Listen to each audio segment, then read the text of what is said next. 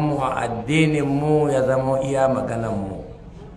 Ya Allah ka kyautata niyoyinmu da ayyukokin da muke yi. Ya Allah ka sanya wannan aiki da ake yi khalisan liwajhikal karim. Kuma yana roƙon Allah kada Allah ya haramta mu kira zuwa gare shi, da'awa zuwa ga Ubangiji. Muna roƙon Allah kar ya haramta mana darajar wannan kira zuwa ga addinin musulunci. Muna roƙon Allah tabbatar wa malam alkhairi da yake yi wurare da yawa, amma wannan garin Kumo malam ya yi mana alkhairin da ba za mu iya rigawa ba. Allah saka masa da alkhairi.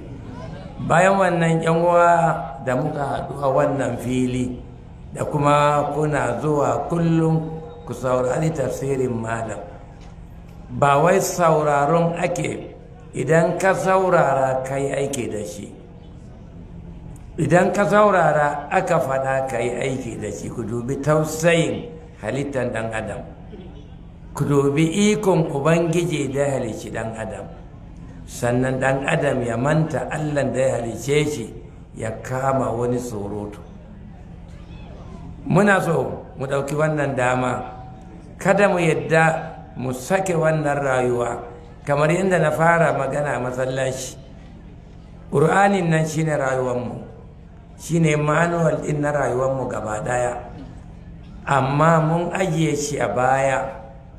Annabi Muhammad sallallahu alaihi wasallam na cewa duk wanda ya sa ƙur'ani a gaba to ƙur'anin zai kai shi aljanna, amma duk wanda ya sa shi a baya kuma to zai tura ce kai shi wuta. Yan uwa mun yi sakaci. Yanzu dubi malam ya taso daga Kano ya tafi Mubi domin ya amfani mutane, wani kuma yana nan a anguwansu ba zai iya amfanar da wani abu ba. Yanzu in kin duba, idan wani ya mutu za a ce musulunci ya samu gibi don aikin da yake wa musulunci.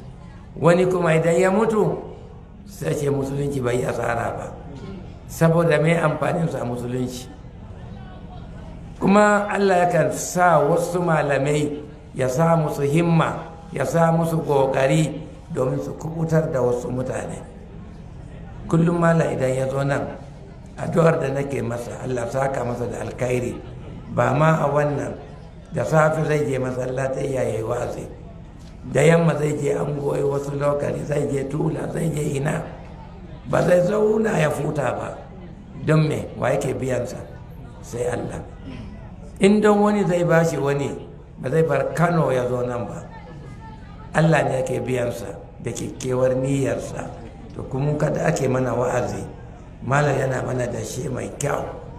Idan Allah ya sa an kammala dashen, mu rika bashi ruwa kar ya bushe, mu rika baiwa wannan dashen ruwa kar ya bushe. Mu ji tsoron Allah, kuma ba abin da za mu ce masa da jama'arsa.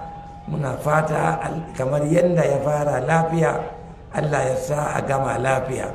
Allah kuma ya karbi wannan aiki, Allah sa sakamakon aikin ya zamo gidan aljanna, mu da shi gaba daya. Don haka malam na marace ka, na ji kuma farin ciki da zuwanka. Bara Allah ya jarrabe mu da wannan ciuta wanda ba a samu zuwa ba. To Allah da ikonsa ya yaye abun. Muna roƙon Allah kar ya sake jarraban mu a irin wannan jarrabawa, kar Allah sake jarraban mu da wannan jarraba wanda ya kai matsayin musulmi a shekar ma ya je masallaci ɗaya wanda ba a rufe ba, masallaci ɗaya. To don haka yanzu Allah ya kawo mu, ya janye mana wannan. Allah ya kawo malam, kuma yadda yake kokari, Allah ya taimake shi, ya ba shi lafiya, ya ba shi sakamakon gidan aljanna.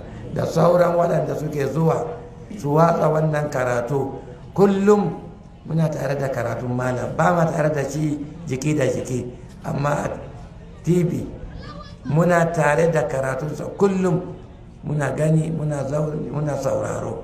Haka sauran malamai, Allah su haka musu da alkhairi, aikin da suka yi suka sa mana karatun nan inda muke muna gani, muna roƙo Allah saka musu su ma shugabannai da alkhairi da gidan aljanna.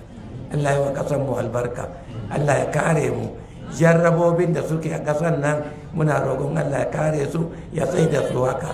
Ƙasashen da ake matsa musu kamar ƙasar Zamfara, jihar Kaduna, sauran wurare a ce a'a an kama mutum a gida, duk muna roƙon Allah ya tsaye da abun haka. Allah ya ba mu zaman lafiya, ya ba mu tsaro daga tsaronsa, ya tsare wa shugabanninmu da malaminmu.